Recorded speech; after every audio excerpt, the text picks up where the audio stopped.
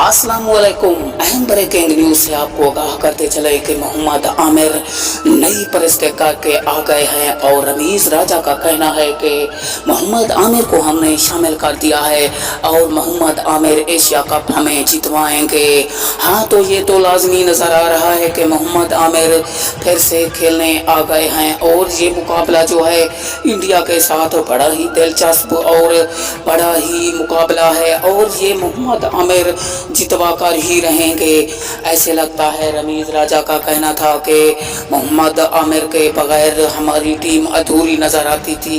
अब तो हमें पूरा यकीन हो चुका है कि ये जो मुकाबला आ रहा है ये मोहम्मद आमिर हर हालत में हमें जितवा कर ही देंगे और ये एशिया कप हम ही जीतेंगे, ये मोहम्मद आमिर का कहना था।